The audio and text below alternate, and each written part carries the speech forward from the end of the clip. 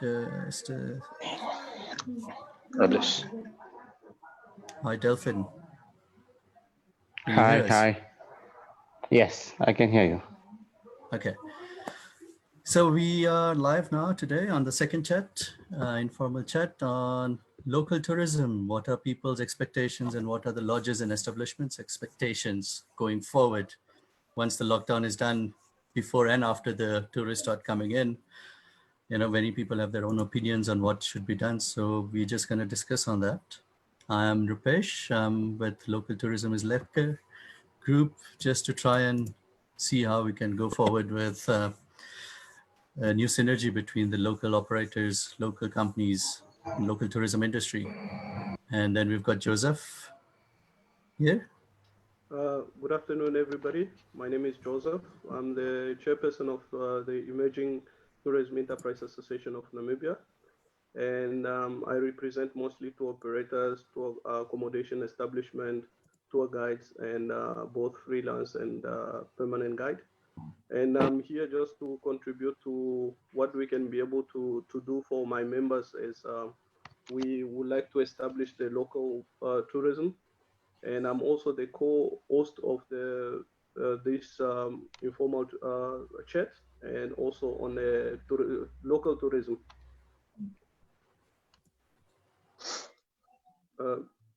Hilya? Hi, this is Um, Hilya. yeah. This is Hilya from Mongula Village Homestead Lodge, located in Ohangwena region. So I'm looking forward to hear what is that we can come up with to work together in the industry. This is an opportunity for us to get to know each other and see how we can work together to promote cultural tourism in Namibia.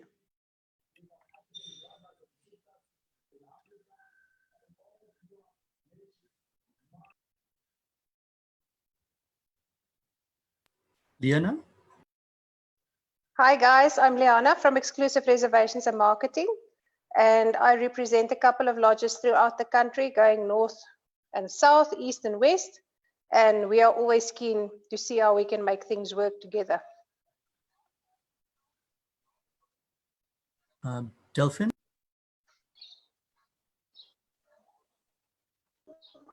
Hi, my name is Delphin Ilunga. I'm a tour operator for Fura Tours and Safaris. Birgit? Hi, I'm Birgit. We own an accommodation establishment here on the B1 in Marienthal. So we've only taken over the lodge about 2 years ago. So we're relatively new in the tourism market. So I'm not sure whether I've got so much to add, rather here to learn, but I have a few ideas and suggestions. Thank you very much. Emiliano? Yes, good afternoon. It's Emiliano here. I'm representing Taza, Tan, and Fenata.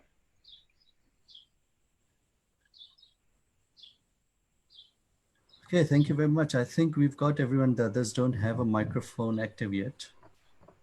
Unless, yeah, I think we've got everyone. We can start with the first question, Joseph.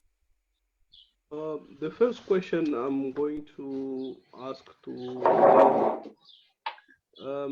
could you be able to elaborate a little bit to us how residents, if I'm not wrong about your establishment, how do you think about the local tourism?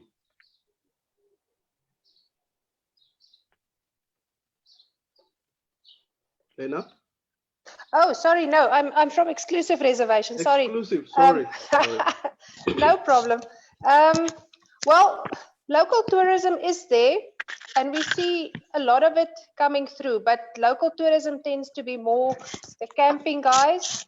Not a lot of them are lodging. I think it's got something to do with rates, but I don't know if, you know, if we drop our rates even more, if we will really see a lot of more local tourism coming past. But we definitely have the guys that come, they love to camp. and spend time at the lodges. What is nice about the local tourists, I think, is that they spend a bit more time than our overseas guests. So our local tourists will spend 3 or 4 nights at the establishment if they can, and then move on. Yeah, so I think there's definitely a market in it. We need to see how we can make it work, though, because with times as it is, nobody's got a lot of money to spend. But people do want to travel. They do want to get out of the house, and they do want to. Yeah, I'm even getting clients that phone in now and say, will you be willing to open up the lodge for now, even though we are in lockdown? So people are still willing to travel, and they want to travel, and they want to, see something else than the 4 walls of their homes. We just need to see how we can facilitate in getting them to us. Okay, that's a good initiative. And I believe with local tourism, we always have to go back to the association and try to find out what exactly, like in this case, we have to look at FENATA, because FENATA is the mother body of all the association in Namibia. Mr. Emiliano, could you be able to elaborate a little bit on the way forward on how can we be able to establish the local tourism in Namibia? Sure, it can be a good idea. And what we have to do is deal with lodges and find a way to promote in case everything is safe. You know what I mean. I have my personal opinion that I'm not gonna share now. That's not the case. But as soon as we're safe and the virus is contained, we definitely have to find a way to support local establishment. Which at the moment, and I think in, again, my opinion for the next year, will be the only income for many lodges. That's my opinion again. I'm not talking not talking officially on FENATA side or TASA, but that's my own opinion. I'm also owning a tour operator. The story, guys, is quite serious, and out of my opinion, we shouldn't expect international tourists for quite a long time now. We should not, unfortunately. But let's see. Let's see. Of course, yeah. I'm just going to jump in quite quickly. Namibia has been described as the cleanest. And look, so far, when we have the COVID-19, we had 16 cases, and all of a sudden now we have 7, if I'm not wrong, or 6, based on the information we got yesterday. Don't you think that can be able to be actually a good marketing tools for both our lodges and our local regional travelers, especially when we talk about local, because we should talk about local like Namibians, and we should also talk about regional travelers who are looking to come to spend some few days in Namibia. Yes, as Liana said, the problem, frankly speaking, is the price of some accommodation, and local cannot afford lodges that will cost some couple of thousand of bucks per person per night. So they rather prefer to camping. So with only camping site open, we will be able to maintain some structures, some lodges. That's my question. And other question is, some of the lodges, they don't even have a campsite, and they don't even cater for campers. So again, is reduction of price the answer? That's a question. There's not an answer, because at the moment I don't have any answer for you. Of course, we have to help each other. I'm also sitting on a TAN, Tour Guide Association of Namibia board, and it's a tough moment also for guides. Remember, local tourism will virtually exclude any local guide to be employed. You know what I mean? And the local will not need any guide to travel around Namibia. So we have a whole sector which is now blocked, which is now no income, and that is pretty tough, guys. Honestly speaking, it's a difficult moment. We're trying to do a lot, and maintain communication and be positive. But yeah, the idea can be good. But again, the question is for all of you, especially for the guys here following this Zoom session, will local tourism be able to support totally a lodge and establishment for the next 6 months or a year? Let's see. We don't know for how long. Thank you, Emiliano. Just before I come to Bridget, let me hear a little bit from Memehilia from Ongulo Lodge. Could you be able to explain to us what have you been experiencing so far with the lockdown? Thank you, Joseph. Can you hear me? Loud and clear. Okay. First of all, the lockdown has taken a knock-on effect on all the establishment, Ongula Lodge being one of them. But I do believe that if we can have a concerted effort between the private sector, the government, and all its agency, the promotion of local tourism might not make all of us break even, but we can start from somewhere. We need to maintain our place. We need to, keep some stuff on our payroll for as long as we are waiting for the international markets to open. But I believe if we can come up as an industry with a promotional strategy for local tourism and regional tourism, we'll be able to, save some jobs. Maybe we might not be able to save 100% of all the jobs, but we'll be able to save some. For example, if we can work together with Namibia Tourism Board and our NBC, currently NBC, speaking under correction, they lack content. Can we not put together some promotional strategy or campaign that can be aired on our local, radios and all other platforms to promote, maybe to get some very low rates to showcase our product on TV so that Namibian can see and appreciate that, there's an opportunity for you to travel within your country, to get to know some other region. I haven't been in Mariental in my life, but I would love to go there. But I need to know what is that I can do. Who can I connect with? Is there maybe, for example, a live show? Can we also then start, creating opportunity for other industries like the entertainment industry? If everybody's flocking to Mariental, what is that can be organized in Mariental so that people can have an opportunity to mix and learn what that region is offering? So those are some of the ideas that I have. Yes, we've been affected. We're in a rural area. It's very sunny. We can live in, I'm sure, although it's not scientifically proven, I think the hot weather is also beautiful for, for people to remain clean. And, we can use different our establishment, our region, So basically, those are some of the ideas I've been thinking about. Just a quick remarks to the panelists. Please, can we all mute our mic when we are not speaking? Just any request from some members.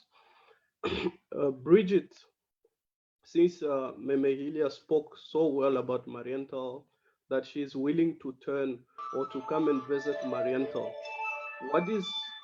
how has been the knock? Because I know the River Chalet was one of the most establishment which accommodate mostly truck drivers and most of the trucks and other local tourism. Could you experience with us your share of your thought about the lockdown and the local tourism as well? Thank you, Joseph. No, of course. So we have a very, very little component of overseas guests. So we weren't that worried about things when we heard, okay, overseas tourism will probably decline. But of course, when the South African borders close, because our sort of establishment specifically, we're a stopover for people traveling further into Namibia. So mostly South Africans, and then a lot of Namibian business people, reps who are visiting the South, come stay with us. But of course, with the Namibian the borders closing to South Africa, and then the Namibian lockdown, really also affected us. Almost like 98% of business is gone.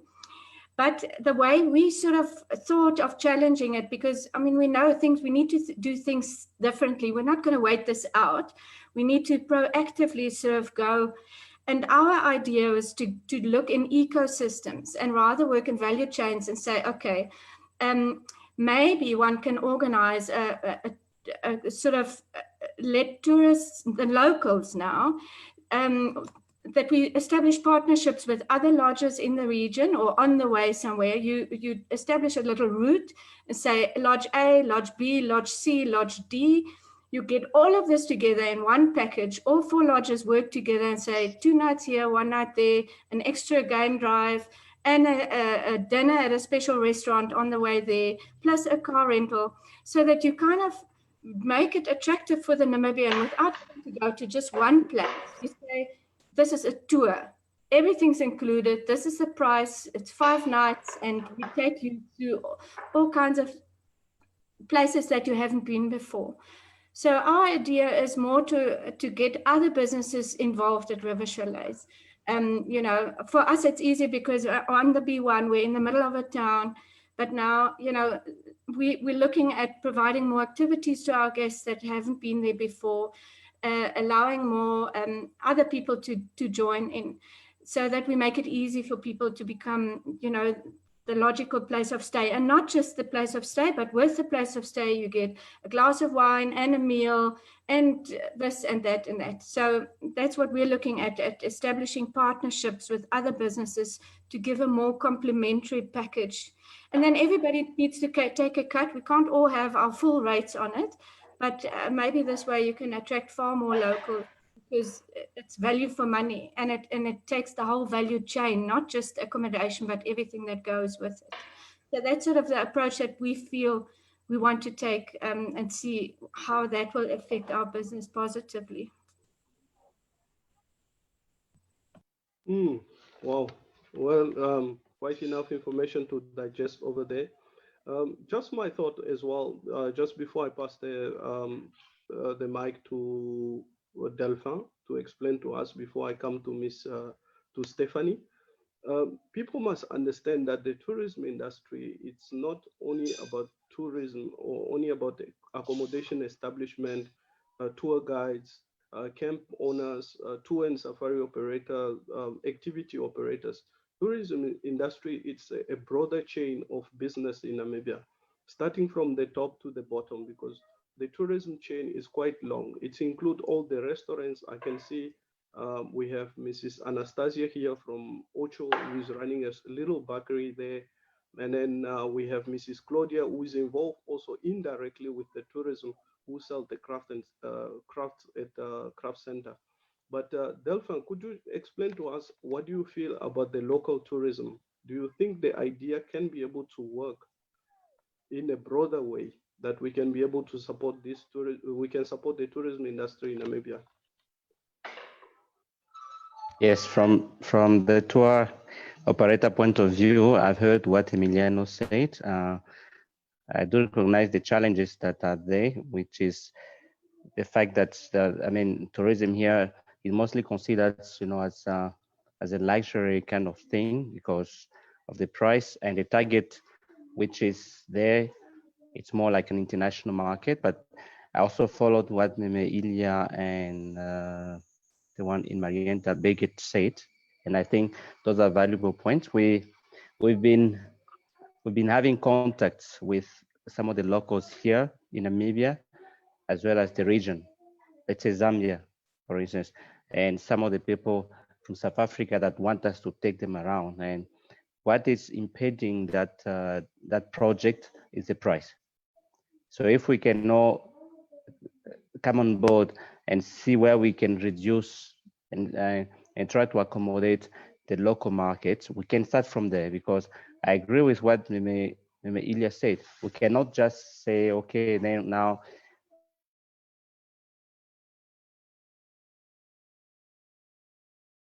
we need to start from somewhere. And from our point of view, because when those establishments reduce their prices, then we will be able also to reduce our prices as to operators, because we will work on the rates based on what the offer has. So we are ready to push into it. And I also agree that we have to showcase our products through NBC and other means of advertisement in order for us to promote all that we can offer now, while awaiting for the international market to kick in. So we need to do something.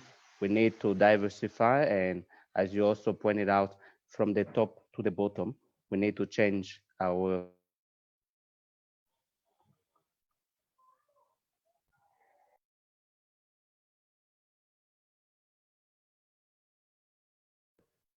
Delphin, we kind of lost you on the last point. I think your mic went mute.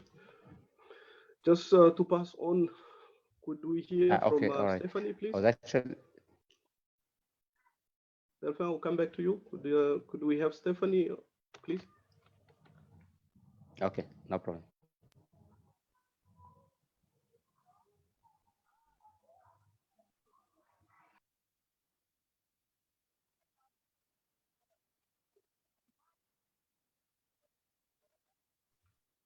Stephanie, are you still with us? Yes. Hi, Joseph. I am. I didn't want to say anything, to be honest. Okay, it's no problem. Can we hear from Lena? I'm coming back to you with this question about, it was raised here about accommodation establishment prices, rates that are not really looking to cater local tourism. What is your view or opinion regarding the prices? Are you guys looking a little bit slightly to reduce the price, or what is the idea to introduce maybe vouchers or something like that? Yeah, look, what we have done is I've spoken to the owners of the lodges, and a lot of them are on board with lower rates. Some of them already have quite low rates because they have historically also been dealing quite a lot with local people. But the other lodges have definitely looked at reducing rates, looked at giving special rates to the travelers. So I think we're definitely on board with reducing rates, and we are looking at ways and means to make this possible for the local market, because I think everybody realizes that for some time we are going to be dependent on local business only. We have got some issues, for instance, with the schools that are closed. I don't know till when. When they open up again, we don't know how long holidays will be, and people will be able to take leave with their families to go, anywhere. So for the most part, I think a lot of our local business will come over weekends. So people will most probably visit places close to them that they can go for a weekend. So what we're also looking at is like making a good weekend package for people. Because the thing is just, even if you cut your rates to say $800 per person, dinner, bed and breakfast, which is quite a good rate if anybody thinks about it, to have dinner and breakfast included. If you are a family, then it quickly becomes a lot of money. If you're two parents with two kids and you stay 2 nights, then it's close to $5,000 for the weekend. So we need to see where the rate slot will fall in, which will make it affordable for people to travel. And then also see how we can make packages for them, as I said, because they're staying longer. The lodges say close to Sossusvlei or to Tosha, places close to Windhoek, like Ogeganas, for instance, where people can go for a weekend after work on Friday. I think those are the places that will be mostly visited more. Our far off places like Ipupa, for instance, and them, I think they are going to have a harder time to survive this, because, you know, getting to a remote place like that is not easy.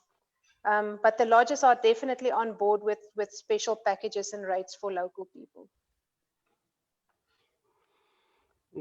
Thank you, Lena. I can see Yvonne, she just joined us, guys, and Marie-Fried as well, welcome. And just to inform you, the viewer out there, if you guys you have questions for the panelists, please do inform us. For those who are watching on our Facebook page, Local is Lekker, please post all your questions, and we will be able to get one of the panelists here to answer them for you. I would like to go back to Marie-Fried. Could you just explain to us about the local tourism? What is your idea? What do you think this can be such a icebreaker for the Namibian tourism industry? I can't really hear you that well, Joseph, but from our side, I can truthfully say we don't get a lot of requests. I mean, obviously. But I know that NTB, together with Maureen and from the Minister's Office, and I think, Yvonne, you're also aware of that, got some direct instructions to develop this, and that there was also funds made available for this to like develop newsletters and to have things done and get people on board. So I can find out and give you a formal feedback on that one. Okay, thank you. Yvonne, stay with us. What is your thought? Sorry, Joseph, I just joined, so I didn't hear much of the previous conversation. So you guys carry on first, and then I will give my feedback. Okay, good. I will jump back to Bridget. Bridget, you mentioned something that you would like to collaborate with more lodges, more accommodation establishments, and so forth. Besides owning the river chalet, do you have any other establishment that can be able to be seen on or can be able to be advised to the local travelers where they can be able to go? No, of course, in Marienthal, I think in total we have about 9 or 10 bed and breakfast / hotel / self-catering apartments or campsites. Of course, and Hardap and NWR is also here. But my idea would be rather to take people and say, okay, first night you stay in Marienthal, second night, so you leave after work in Windhoek, stay in Marienthal for one night, then move on into the Kalahari for the second night, and the third night, Sunday night, you come back sort of so that you can rush through to Windhoek on Monday morning. So we're also looking at obviously weekend packages to make it easy for 2-3 days.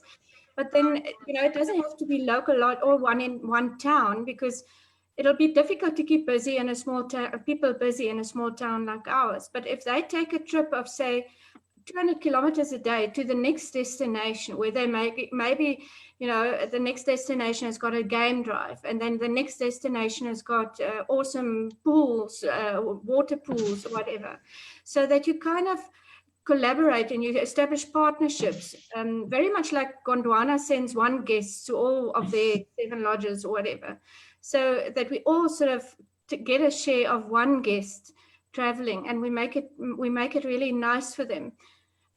So I'm not sure exactly what your question is. In terms of Marienthal, we've got several establishments, but not much for people to do. So we remain a stopover for people. We're not a destination, we're just on the way there. And that, I think, we as locals in Marienthal need to change. We need to become a destination of sorts, that people spend 2 nights in Marienthal because there's something to do in between. And the Hardap Dam actually gives great opportunity. It's just very, very difficult to talk to NWR. It is like, I don't know whether you guys have got good contacts, you know, outside Marienthal in terms of NWR. You know, I think they're not that open to collaborating with others. But I mean, the opportunity is there. The dam hasn't brought anything in terms of, you know, what it can do for us, to let people stay longer. Maybe fishing competitions here and there. So when there's a fishing competition at Hardap, we get, sometimes when there's a triathlon of some sort, we get guests. But other than that, people don't stay in Marienthal for longer than a night. They're on their way somewhere else. And that's what we want to change.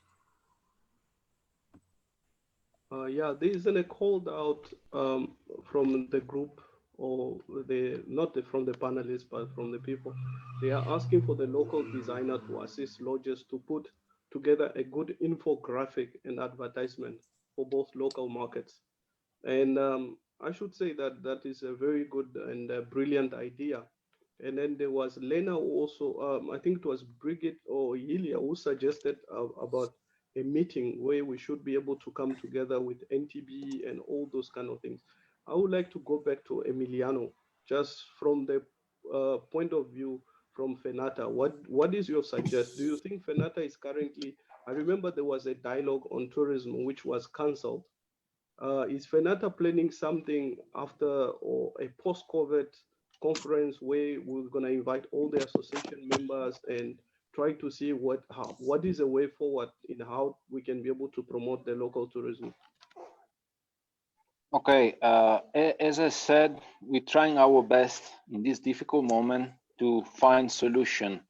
And of course, FENATA is open to any possibility to promote local tourism. So what we have to do is to wait now for the lockdown to see the evolution of this story and then take it over from there. In the meantime, any input is highly appreciated, like what which is the lady Birgit from River Chalet suggests. That can be also good. A combination of establishment at the promotional price for a weekend from Friday to Sunday can be also a very good idea, I think. And yeah, again, my concern is the price and is the fact if the people are ready to pay quite a lot of money. As somebody said now, if we calculate a family, 3, 4, or 5 people, the price per day plus the transport and the fuel will be quite high, you know, for a family for 3 or 4 days. Even if you keep it at 800 per person per night on a DBB basis, at end of the day, 3 days will become pretty hard. That's my opinion. Eh? And I don't think our local market has currently got those funds. I mean, many of us in the same boat. Many businesses are closed. I don't think people will have that much money to travel afterwards. It will have to be really, really good offers, value for money, kids for free, that type of thing to draw them. Exactly, Mary. To be honest now, the choice is between keeping an establishment live, keep the establishment running, or close it down. And that we cannot say. That is the owner of the establishment that have to calculate. Yeah, they have to make their sums. Exactly. If it's worth it to keep it alive, to keep it open, or if it's worth it to close it down and wait for better times. That's, and I mean, know even if we take ourselves, sorry, Emiliano, I mean, how many of us are going to have money to travel afterwards? So we must just keep that in mind. People are not going to have money. It's hard times. Therefore, we really will need to put our minds together and come out with like really amazing things. And that's my concern, Mari. Lot of people that will not have money. Lot of people will not be keen on travel. And of course, a lot of owners will definitely calculate the fact that it's easier to close down for a while and instead of keep it open and spend more money, you know, because I cannot see establishment that usually is offering rooms for 4,000-5,000, giving it for free or giving it for 400, 500. No, that's not the case, in my opinion. Yes. Let me just come in there. Okay, we are talking about how can we be able to introduce a new product into the market. Being establishment, being camping, being activity, being a tour operator or a tour facilitator, of which we do understand all the hiccups. But this is high times, and high times also require a speed reaction towards whatever is coming. COVID-19 represents such an opportunity that we ourselves, we can be able to think about the local, because the only one who can be able to support us is both local and regional, of which right now I believe no one is ready for the regional even to travel to Namibia. And we all know December is always flooded with Botswana. Are we ready to accept those Botswana people in December to come and be part of our local tourism?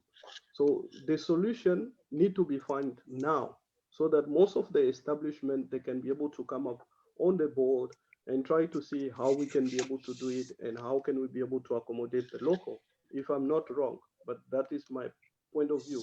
And my point of view, just before independence or before the lockdown, there was Strand Hotel or the establishment of Olaf List.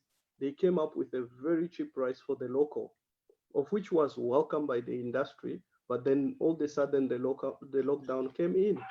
Can other establishments also try to do something like that in that line, in order to save the industry, in order to make those who does not have money, but they can be able to afford the traveling?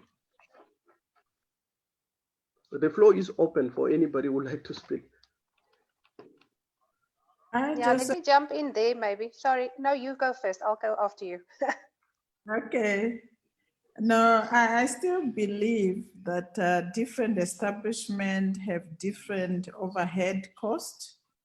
So closing down, I don't understand. What does it mean closing down? Is it closing down for 3 months, or is it closing down for 6 months, or is it closing down forever?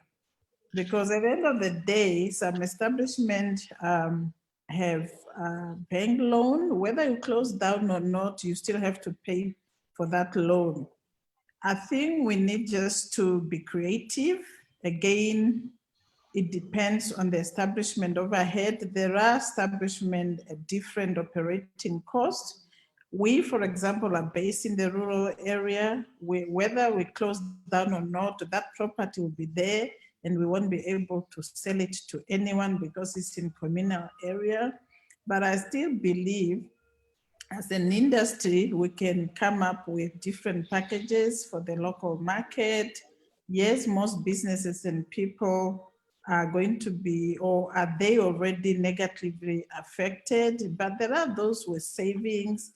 There are companies like banks that have, that can, for example, give incentive packages to their employee. Instead of giving 1 million bonus, performance bonus, they might start looking at alternative ways to incentivize their staff, because performance is not only based, or job satisfaction is not only based on financial packages, but worldwide. And those company or tour operators who are selling incentive packages, we receive companies bringing their employee here for a holiday. We can start promoting the same to the local market. We can also start promoting people to attend weddings, to attend events, to create events for the purposes of traveling. I still believe I want to travel, for example, to Zambezi, a place that I could not afford to go to because most of the lodges that are there are high end. But if you offer me a package of 1,000 to a lodge that used to charge 4,000, I'll be able to travel. There are people that have savings. Yes, the majority of lodges and people in the country are going to be affected. We shouldn't underestimate that. But we can still become creative about coming up with products and packages, using our tour operators, using the youngsters to design, infographics to advertise, to put them even on the radio, on the TV. And we should also not forget about education. Our tourism industry, we have quite a number of students at tertiary institutions who do not have an opportunity to even step a feet at a high-end establishment. Let's open up for government and say, instead of me closing down my high-end establishment, I want to open 2-room or 3-room for the purposes of demonstration. Why can't we go in the industry and support the vocational training institutions? They are going to open after the lockdown, and we offer free lectures. We have so much experience, but we need to give to the industry as part of our corporate social responsibility to the industry to which we are dependent on, so that when we open again, be it next year, at least we have also contributed to the skills in the country.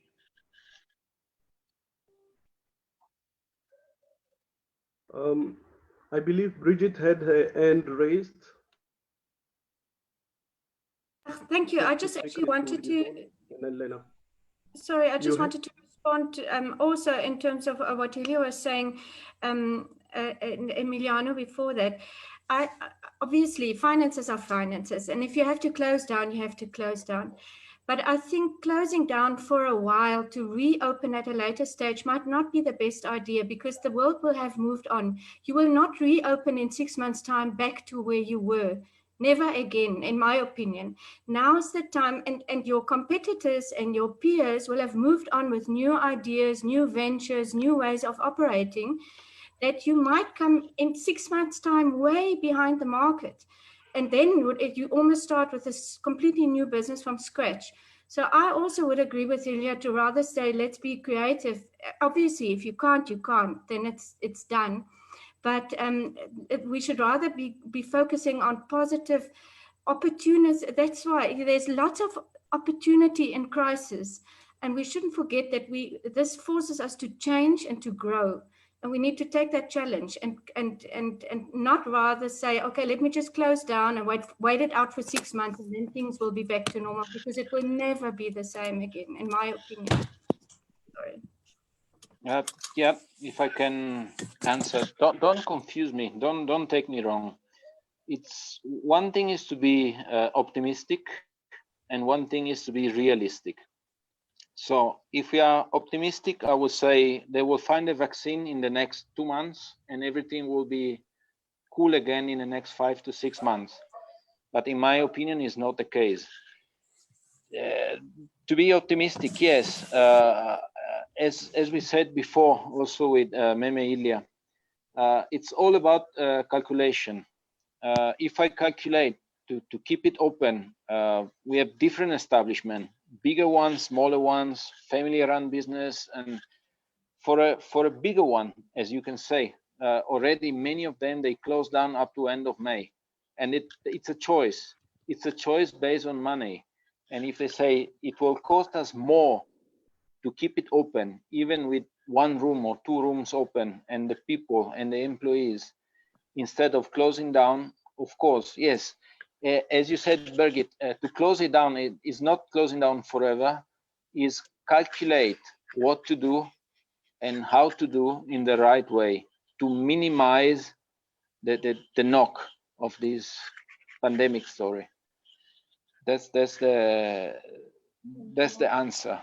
Of course, if we calculate, and there's again numbers and calculation, how the local market, and it is easy to understand. You just take statistic for the past years, 2018, 2019, 2018, and see how many the locals contribute to the industry in the past years. You can have clear numbers and see if all of us can survive on locals, if we have to change mentality, if we have to offer new products, if it's worthy to keep your establishment open.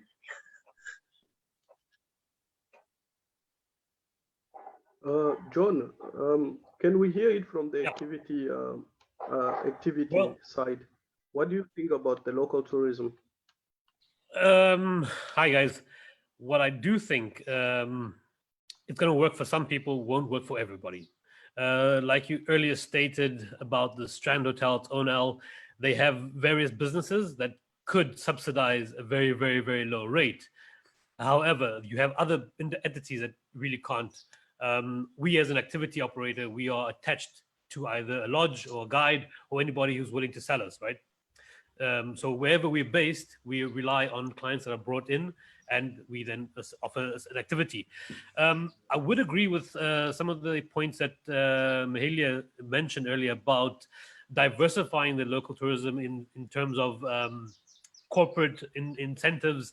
I do think that a lot of people after this will need to get out, will need a bit of a morale boost. So if we attach a certain like local itineraries that are short enough and affordable enough for people to actually do them, and even, for example, approaching companies and saying, well, you know what, let's take out, you know, whatever incentives they need, or whatever corporate events they need to do, or team building, which will probably be one of the bigger situations that are coming up in the next few months, will be, you know, kind of motivating your staff again, saying, you know what, came out of this and we're good, depending when it happens.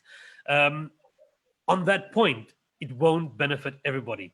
Like we said, some of us will have to go down into a more of a, you don't have to say per se close down, but perhaps a hibernation. But in this hibernation, you need to keep your company alive. Insurance needs to be paid, you have vehicles, all these kind of things, or staff members that you need to keep on, for example, on that hibernation point.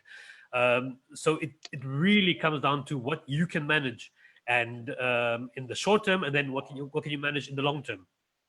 For example, my company is a small company.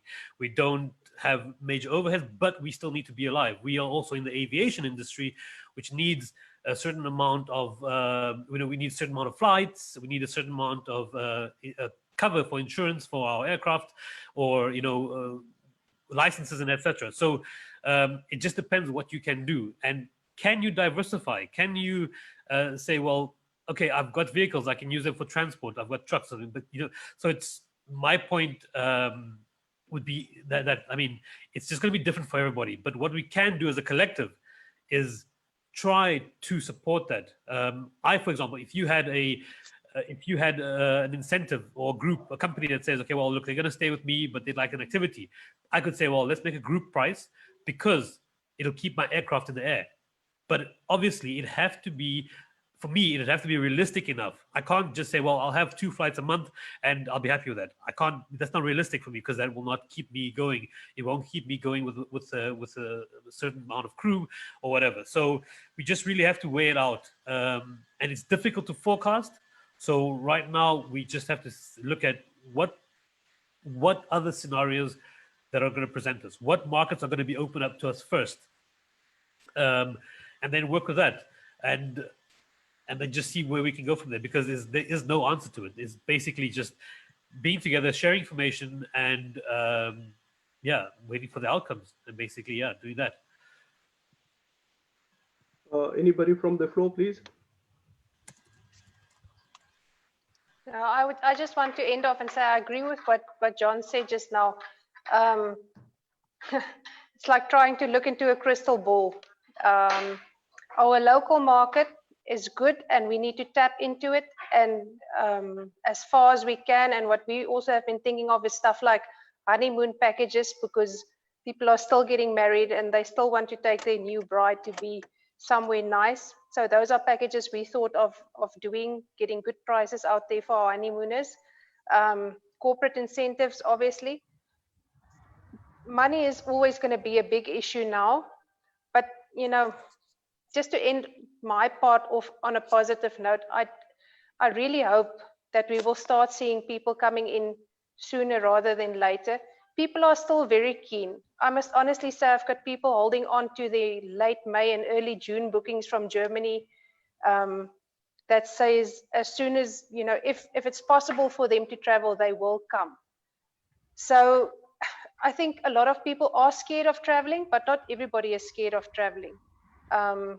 And I think it's going to be the same with our local markets. We need to see who of them will be willing to travel, who has got some funds to pay. We need to do our best to survive on what we've got. And then, yeah, hope and pray things will get back to normal again. Well, our new normal as soon as possible. Make sure that when people can travel again, our establishments are up for it. We will have all the necessary measures in place for them to feel safe to come to us. and then take it from there. Support each other, throughout by being positive a little bit and looking on the upside of stuff, not losing reality, but just at least give some of us hope to look tomorrow in the eye again and to say, no, we're going to make this. And I strongly believe that people will be traveling sooner rather than later, even though it won't be the numbers that we used to, but we will get people coming again.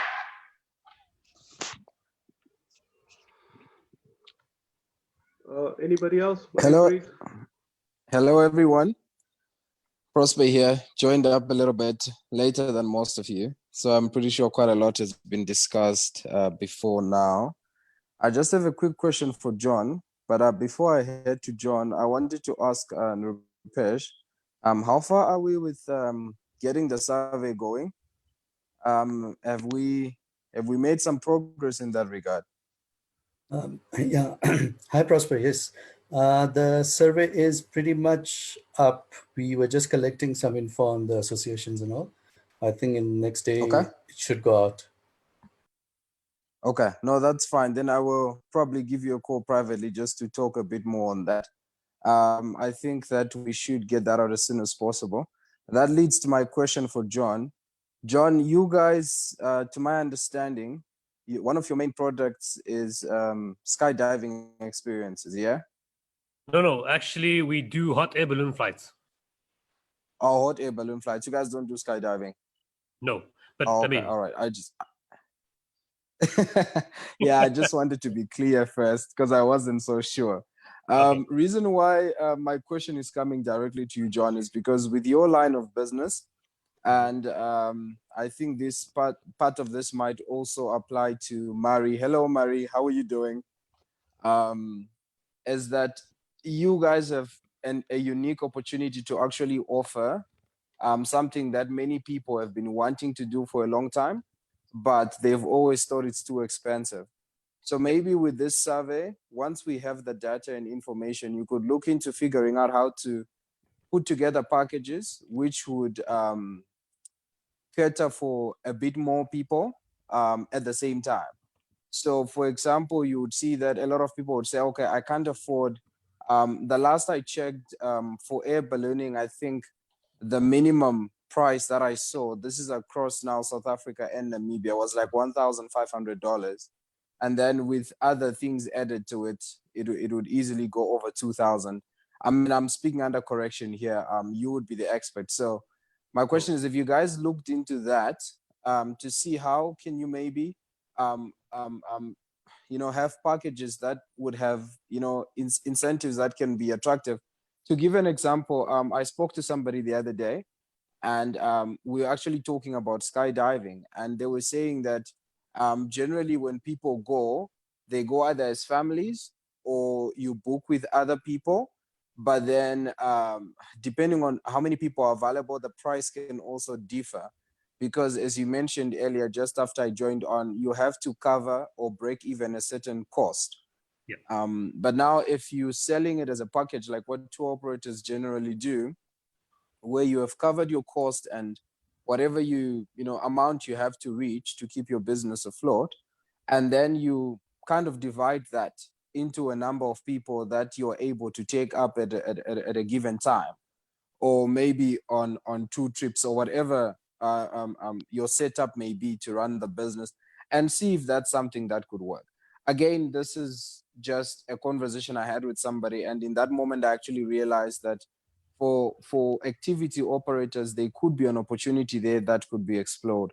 And some may have been doing normal tours or normal trips from one place to the other, but you could look into how can you then almost like diversify the services you're offering and allow for more people or a bit more to be added on, so that then the package is more attractive. But I think with information that's going to come from the survey, that might actually be a bit more helpful. So I don't know. Have you guys looked into that? Sorry for the long context.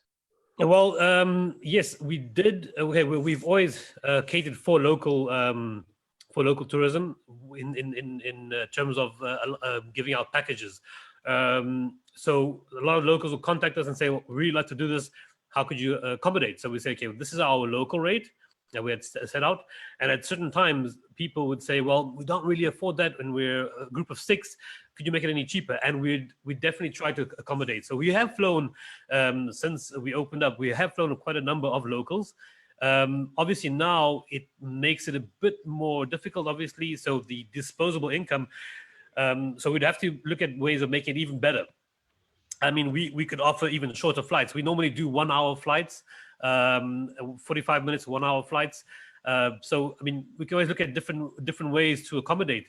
The other thing that you mentioned, the cost. I know in South Africa, it's a lot cheaper. This also comes down to logistics and getting out your supplies to where you are. Where we operate at the moment is in Solitaire. So obviously we're about 270 Ks from Windhoek or Walfish Bay. So that always came into, especially with the roads in the condition, that always came into account where it gets a bit expensive. But in these terms, I think we all have to survive, and we would definitely look into packages. We are working on something, but we need, obviously, like it is a kind of, I would say, a chain. We need everybody that we work with, our suppliers and also service providers. We see what happens to them, you know, what are they changing, so that then we could implement into our business, you know, and then perhaps from there we can definitely do something better. But if you come as a family or a group, wedding group or whatever, we definitely try to accommodate, something we've already thought about before.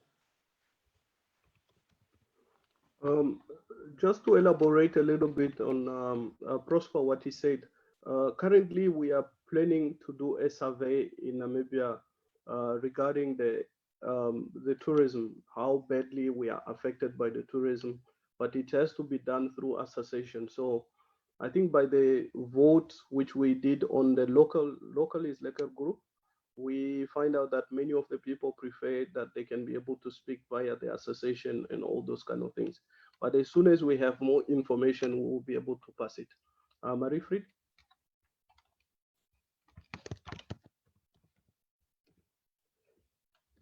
Hi, Marie. Sorry, I hear you guys so bad. I just want to also come back to the weddings and all of that.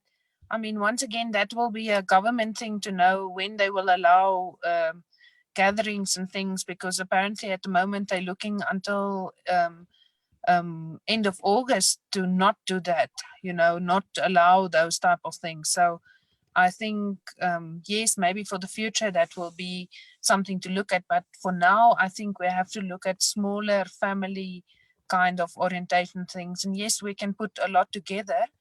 But I think we need to also go out there and tell people, this is my lodge. This is what I have done to make sure that I'm safe. This is the health precautions that will be taken. This is the cleaning that will be done. You know, I think we have to also face the facts a little bit to make sure, yes, we make all these nice plans, but are we actually ready for this? And are we ready to be regulated in a way, or to adhere to guidelines and things, and make sure that we have the correct things in place? How many lodges have looked at this? And even us, I mean, flying with the planes, you know, all of that. And I'm not just talking hand sanitizer. This goes a lot further than just hand sanitizer. It's the people working in the kitchen, making your bed. And I think we should all make sure that our industry are already proactive in getting the message out to tell people, local and overseas people, that we as a country are ready and we have these things in place, that by the time travel restrictions are taken away, people will say, oh, Namibia, remember they already had this and they said this and whatever, or remember Mukuti Lodge, they have this and this going, or remember this place or that lodge, or at that activity, remember they said if you come, they will give you this for free.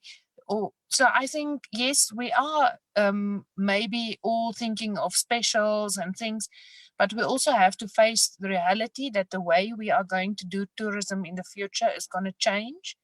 We need to embrace that change and be ready for it, and make sure that people out there know that we are ready for it. So that's just my last bit that I have to contribute, I unfortunately have to run. But it's something I felt that we as the tourism industry really have to take seriously and think how about or how we want to go about doing it.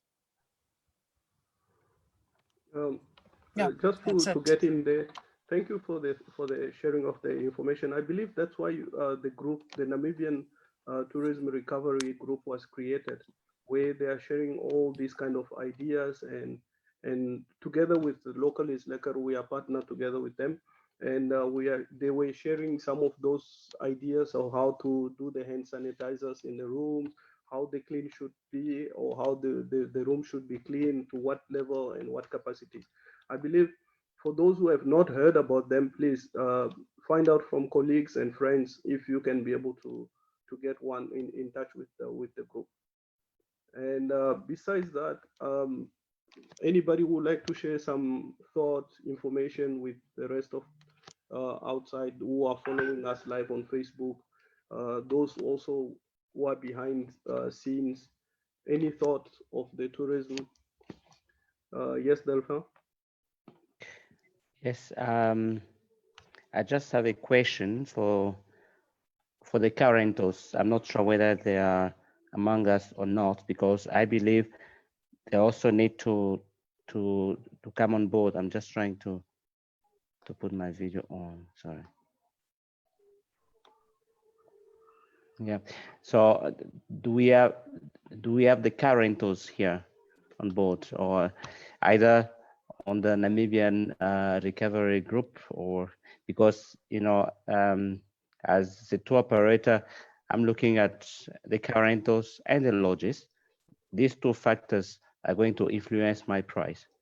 So are they on board to give us also some some innovative ways that they can come up with in order to attract the local market, because we are ready to do that and we need their cooperation. So it was just a question which I had.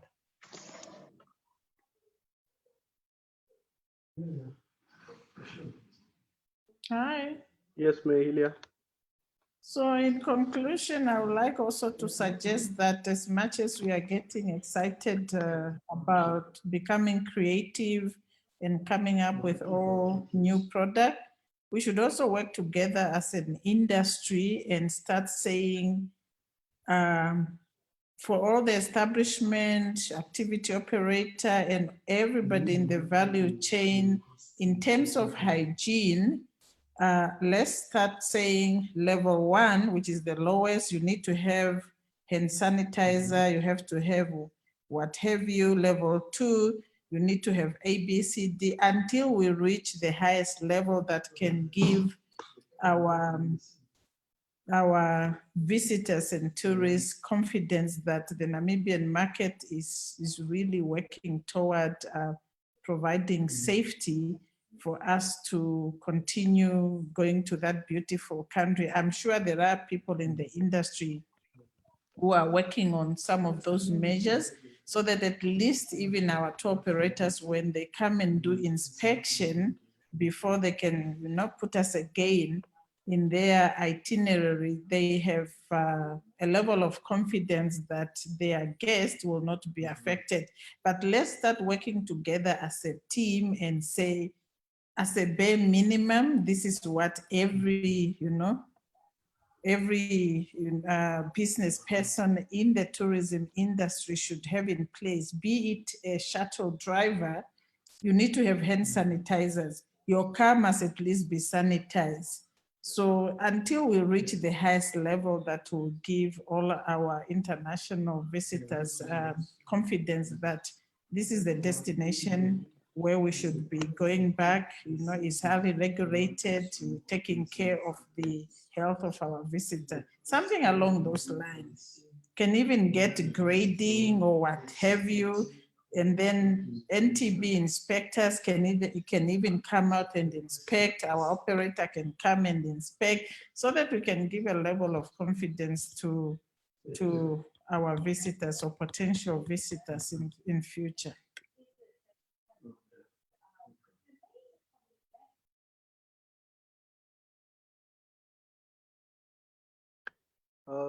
So yeah, just so Maureen join us now. Prosper from the Tour Operator Association, what are the measures that you guys are advising the tour operator currently when it's come to sanitizers or hygiene, let's say hygiene in general, regarding the conducting of the tours in future? Because there will be post-corona, of course. So we should look beyond what we are facing right now. So what is your advice is from the tour operator association?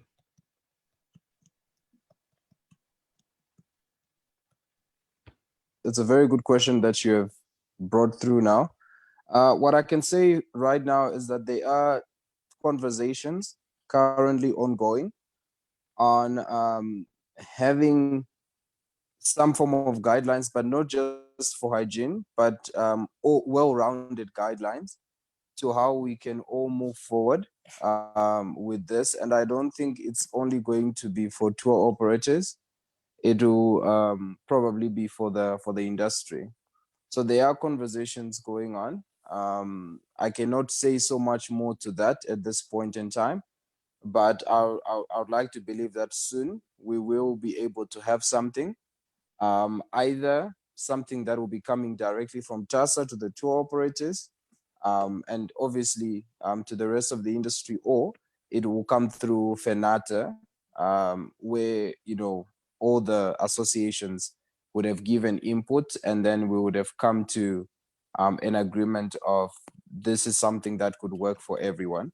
And I think with that as well, NTB would be very much part of that as well. So when I say conversations are going on, this is dialogue between associations and the Namibia Tourism Board, and I also think that the ministry would be involved to a certain level. But maybe Maureen, I see she's here, she could add on to that if she has any more information. But for now, that's all I have to say in that regard, Joseph, that definitely dialogue is ongoing. We are trying to be ahead of this this challenge. What something I can add on to that question is that I think the question of hygiene and what we're going to do after should not be something that must just lie with the associations or with government. It's something that, as we are talking even on this platform, let's share any ideas. I like what Mahilia was just talking about.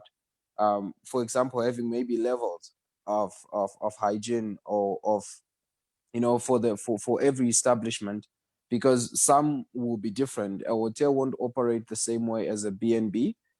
Same goes with tour operations. A tour facilitator may not operate as a tour operator, and back and forth. And you find even within tour operations, you've got different types as well.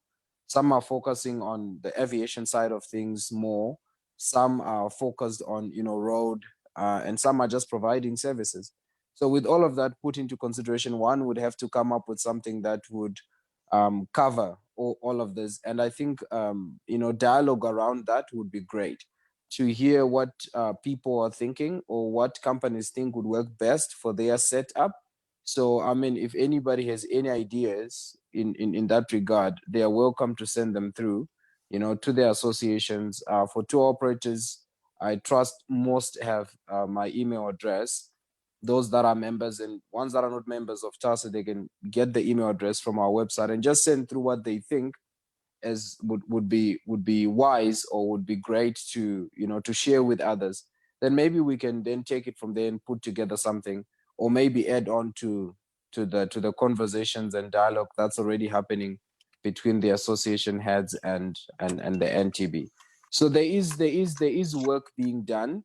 It's just that not everything is right online or right on social media right away. I think you have all seen documents coming through from FENATA time and again, with updates or with requests that have gone to government and so on and so forth. So yeah, work continues behind the scenes, and as we get breakthroughs, we share, and when we're waiting, we wait from assistance from government or also from the industry stakeholders. So I think that's what I can say for that. If I've left out anything, just let me know, Joseph, and I can do my best to address it.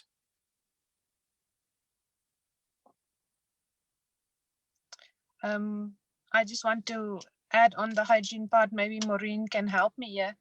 I know that we are busy doing work to find out actually what the European standards would require from us.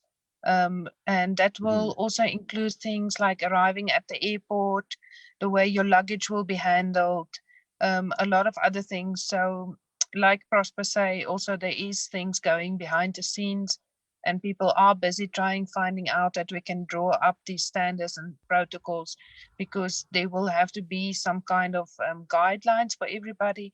And according to that, we can then make a level 1, level 2, level 3, and people can have their choice what a minimum standard for themselves is. But I think we will definitely have to maybe look into establishing some kind of a work group to follow up on that, and also make contact with other countries, like Maureen, I think it was Portugal or somebody that was already very active in these things, to find out, what should be in place and so on. So maybe we can do that for a next discussion group to throw around some ideas about all of that. So I say goodbye to all of you. I unfortunately have to.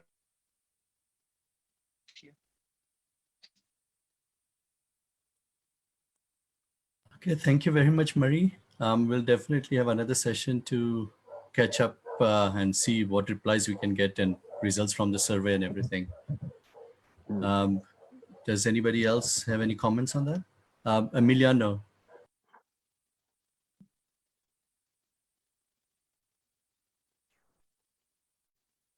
You're muted. Sorry. Can you hear me? Yes. Yes. Okay. Just to clarify, do you guys have in mind what the virus is? Because we keep on talking on hand sanitizers and things like that. Okay, hygiene is pretty important, but we're talking about a person which is infected, which is coming to Namibia, maybe in an asymptomatic status, and can spread the disease. That's the point. And the only thing to prevent that is to prove the person that is negative with a swab or with a blood sample. There's no hand sanitizer that will work. There's nothing about handling luggages or things like that. You know what I mean? We have to have in mind what the virus is.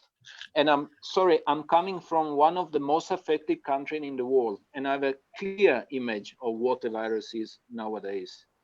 And it's But what yeah, but what Emirates has started doing is they're doing a 5-minute rapid test on every passenger. Useless. That's useless. To see if there are symptoms or if it is negative or positive. That's a start, at least. Unfortunately, Rupesh, that is proved useless. The test that is not a safe test to do. Maybe I can come in. Yeah. Yes, Prosper. Yeah. Prosper, yes. So I had a conversation with someone in France, and they had also spoken to some people in Italy. I agree with Emiliano that we need to have a good understanding of the virus, or maybe a bit more contextual understanding of what we're dealing with, so that we can really come up with pragmatic solutions.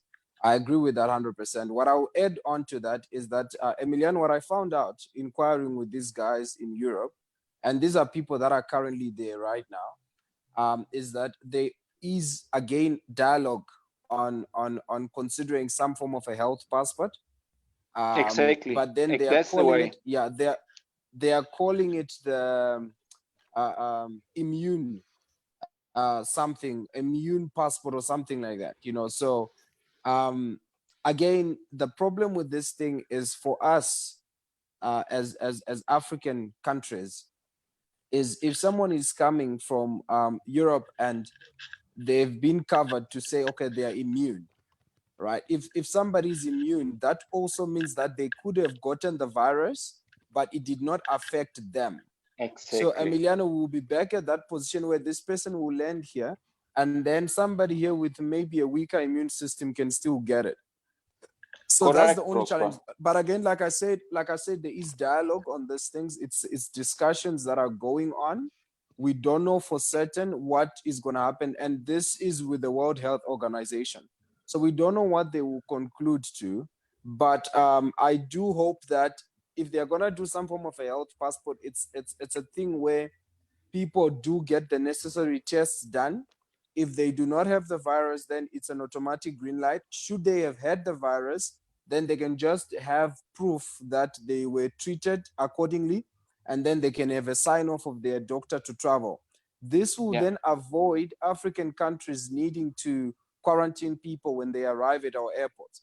Because as it goes, if somebody comes with an immunity card, as a receiving country, we might want to consider lobbying or requesting from government to still consider a certain period of quarantine, so that one can be sure this person does not have symptoms or they are not affected. Yeah. But that will affect the industry very negatively, because that's how we are where we are now. It started with that, where people stopped traveling because everybody's afraid of the virus. So that won't get rid of the fear. The idea with putting up our hygiene practices and coming up with ideas on how we're going to handle all of this is all to try and get rid of the fear of travel. So I think in closing, I would say that, again, I'm back at the survey. Let's take these things a step at a time. As we do the survey to work on our local tourism, that's number one. Number two, we need to all really engage fully in getting the right information across the globe, from people that have dealt with it, people that are dealing with it, understand the challenges and so on, so that before we comment or try to make a decision in one direction, we've got that information. And then lastly, I would say then that as all of this is happening, we need to all remain connected and sharing, because the more we withhold what we know from others, or we share only on certain platforms, then the progress we'll make will also be very slow. So I think this is great. I see new faces on this platform today. Emiliano, Mari, joining us. It's perfect. I think let's keep this going. Let's keep talking, and let's share as much as we can, even off this platform as well. If someone has information, let us share. And from an association angle, we are looking for information. If anyone has any useful information, do share, because it can help in our efforts. It can help in all the conversations and dialogue that's going on to try and figure out how we can help the industry. Thanks, Prosper. Yeah. Thank you, Prosper, for such an informative information sharing. And this really makes sense, and it's quite clear. I followed the UNWTO conference last week when they were talking about that passport or that medical card, but I didn't get it quite clear, because they were just talking in riddles. They didn't exactly know how to do it and when they will be able to establish it. And does Maureen have something to contribute to the group today?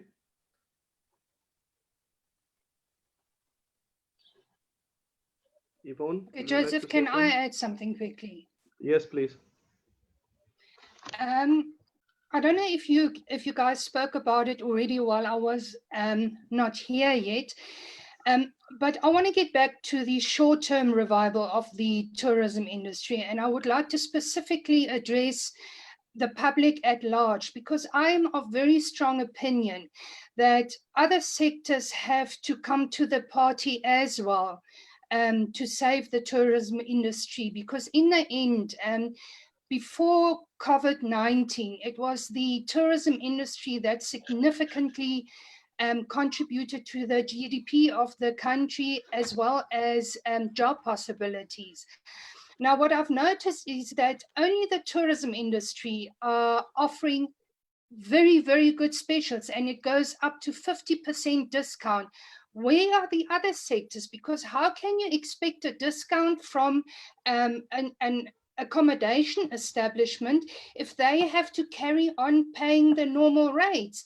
And what I've noticed is that if you look at essentials, those prices increased significantly. So there is no balance, and that makes it even more difficult for especially accommodation establishments to survive this. So I would like to appeal to the other sectors, drop your rates as well. If you expect it from us, do it, practice what you preach. Can I say something to that? So Yvonne, and this also goes to everyone. I think we all have to keep in mind that as the tourism industry, even though we significantly contribute, for the longest time, we've not been as well recognized. And then with that said, we also have to keep in mind that our country, or just the setup of our economy, we've been one where we have all been very dependent on government output. You'll find the construction industry in the country, most buildings and development that was going on, it was being funded out of government funds. It was government building the most, not private sector. Private sector would build, but not on the scale of government. So most of the large construction companies in this country were dependent or have been dependent on government. And 3 years ago, when that came crashing down, right, people didn't even realize how bad it was until 3 years later, when our economy was pretty much stagnant and nothing was really happening. And then some projects started coming to, standstill, and some were actually being canceled and so on. And then the whole tender business model just started crashing within construction. And you would find a similar model has been applied across different other sectors as well, where people and companies were very much dependent on government. So you then get your tender to supply a certain part of government, or to supply a certain part of the economy, and then your payment obviously then comes through government. You find a lot, you're right where you say tourism has been carrying the economy, because we bring money from outside more than money that we generate within. So with all this said, I could go on and on and on and add more examples. The point I'm really coming to is that our economy generally, right, has worked very differently, in the sense that the value of tourism has not been highlighted in the way that it should have been. So that might take time, especially considering now that everybody is in survival mode, to get them to see that. I think the best we can do now, and I would advise to find partnerships with companies or with parts of government who can work with us, who can work with your companies, because to try and change that view, it's gonna take some time, because people have to first come out of survival mode, and then they can come to a place of understanding how our economy has been operating and how things have been going, and then to try and change that. And then policies will also need to be adjusted, if I can add on to that. Because, if our policies do not allow for an environment where tourism businesses can prosper easily, you'll find that we will continue to struggle. And now with Corona not making it even easier, the work will just become harder and much more difficult. So I would say that, we prioritize on working on partnerships that are already there, developing those that we can develop. And then this is now all within this with the short-term recovery in mind. So work on partnerships we have, develop ones that we can, and join hands with the rest of the industry, and try to continue on the path that we've been.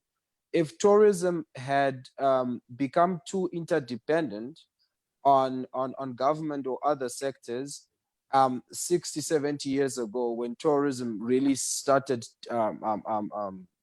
taking traction in Namibia, it would not have made it this far. Tourism has made it this far because it's an industry that's, yes, interdependent to all sectors, but we're also very independent in the way we operate, especially our income part, where we're bringing in money in from other parts of the world, regionally, and even also locally. But I like the points that have come through this platform, that it's time we also adjust our source of income, which is coming now to the local markets. So this is what we have in front of us, and I think let's work with what we've got. But if I'm being honest, in my opinion, I do not see other sectors and government, and even other parts of government included, coming to the party so quickly, you know, considering just how things have worked in the past. I just thought I would add on a bit of that context. I know I don't have enough time to go into the details and break down everything, but I tried my best to just give you guys a bit of a picture of the real challenges that we face as an industry. And it's not simple. It's not something as easy as saying get on board and let's move forward, or don't get on board and so on. There's so much more moving parts to this whole thing that we constantly have to keep in mind.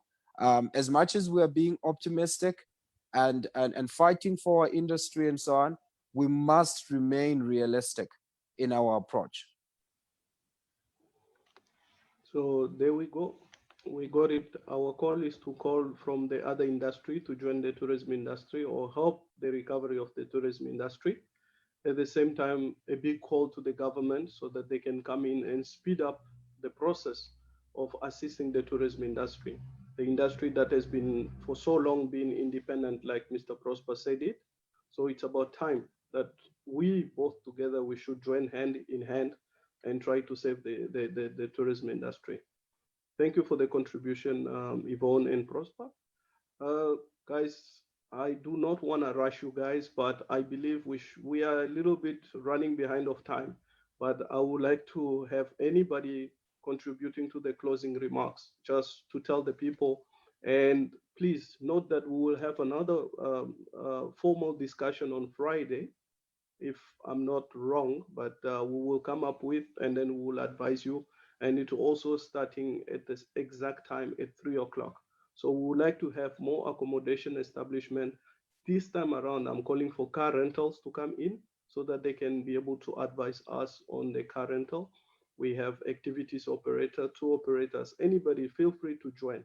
We can join as many as we can. And I would like to call also to Memegita to be next Friday present if possible, just to give us a little bit feedback on what is Han up to and how can they be able to find a solution with accommodation establishment to introduce the local tourism to the rest of the Namibian group. The floor is open. Let's just give each other a chance so that we can give up our closing remarks. Yes, Nadia. Hi, sorry I joined so late. I might have missed out on a lot. So I work in conservation, particularly human-wildlife conflict with carnivores. And, you know, these projects are taking a massive, massive knock as well as a result of all of this. We not only just in terms of international funding, because everyone's putting all their money now into what's going on into their own countries in healthcare, grants and funding going into conservation programs and projects is a problem.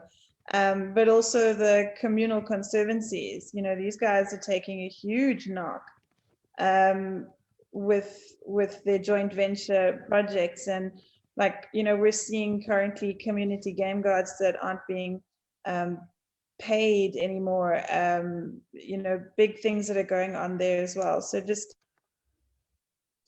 in terms of, you know, getting everybody together, I just think the conservation world and, you know, the projects working on that and the tourism guys also just really hand in hand, pulling stuff together because it's scary. Thank you, Nadia. And could you be able just to tell us from which community project or what conservancy are you representing?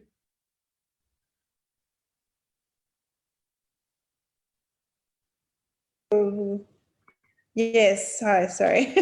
Yeah, so I work with the Cheetah Conservation Fund, but my role is in the field, so I'm field-based. I work in Okakarara, where I'm doing an ecology and conservation study and implementation on African wild dogs. And then I also respond to human-wildlife conflict throughout those eastern Omaheke, Okakarara conservancies that don't have any NGO support. So yeah, that's what I do. But coming from a tourism background. Okay. Any closing remarks, Prosper, please? Well, in my closing remarks, I just want to touch on, I saw a comment now in the chat, and I feel it's fair that we just cover it. It's regarding skills training. And then also I like what Nadia has just been sharing now about the work that they are doing. I'll kind of put those two together. With regards to skills training, I do think that it's something that we have to work on, because a lot of people are going to be restructuring their organizations, their companies, whether it's a lodge and so on, because being realistic again, not everybody is going to be able to go back to the same work they were doing. For some, you know, certain things are going to be put together. For some, certain departments are going to break apart and so on and so forth. So I think it's necessary to really look into working around what training can be added. So I think next time, Joseph and Rupesh, look into seeing how we can get Nath on this platform so that we can hear what they are thinking, what's going on from that side, because they are one of our official training institutions for many tourism courses. If we're able to get, I saw talk of Dr. Kavita and the sorts. If we could get these individuals who are working in the academic fields to hear, is there programs that can be looked into? Some can be short-term, some can be on long-term basis, to figure out how to retrain some people for different type of work, or retrain people to still work within tourism, but maybe, you know, with more responsibility and so on. As things are changing, that we can adjust. I think there will be need also for academics to look into that with a closer eye and get more info and figure out how, you know, they can work around that. And with regards to you know, conservation work and community tourism, and, you know, just general social responsibility for the tourism sector and the country as a whole, yes, I think those sectors are really going to continue to feel a bit of a knock. As Nadia has rightfully put it, many countries are refocusing or reprioritizing where they are putting their money.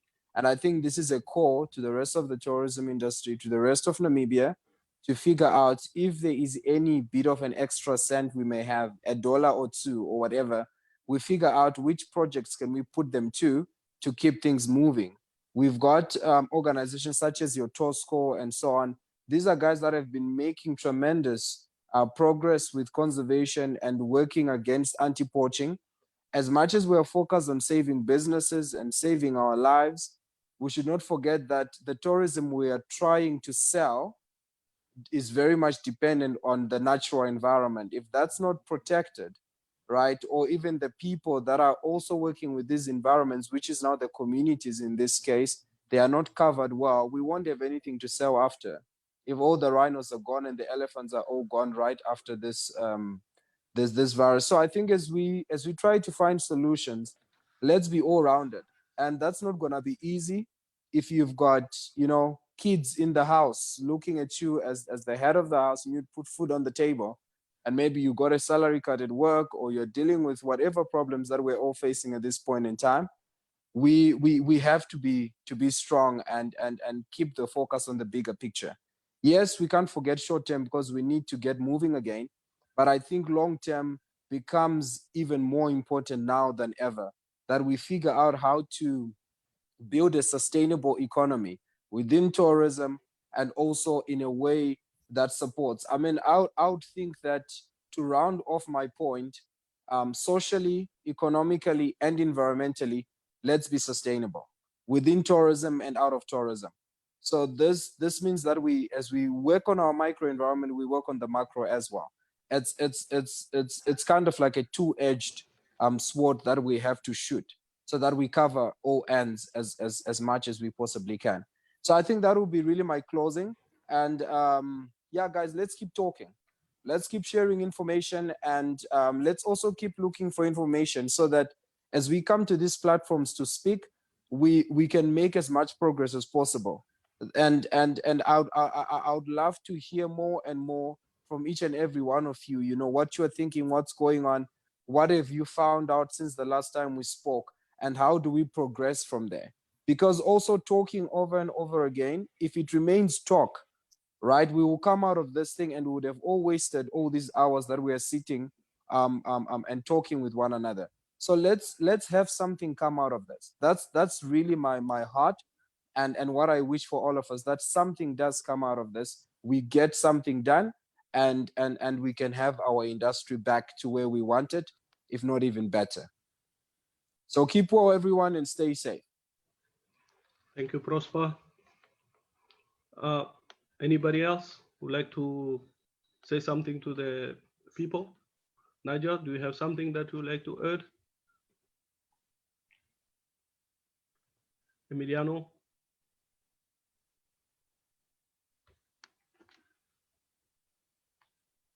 His mic is muted. I am. Yeah.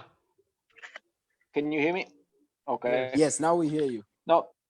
Yeah, excellent. Thanks for your time. What I want to add, which is also quite important, is to check your sources, the sources of your information. There's a lot of fake news, lot of funny things. Don't get your facts from Facebook, because sometimes it doesn't help at all. There's too many false information and nonsense that are circulating nowadays on Facebook. So please get your facts right, and we must stay united in this time. It's a tough time, and getting back what Prosper said, we're busy putting together some skills training for the guides, and we will update you soon. And that's the way. Yvonne, would you like to say something? No, I'm fine. Everything has been said. So, concerning this topic, and so yes, speechless. No, I would just like to say thank you, everyone. I'll send the chat logs to everyone.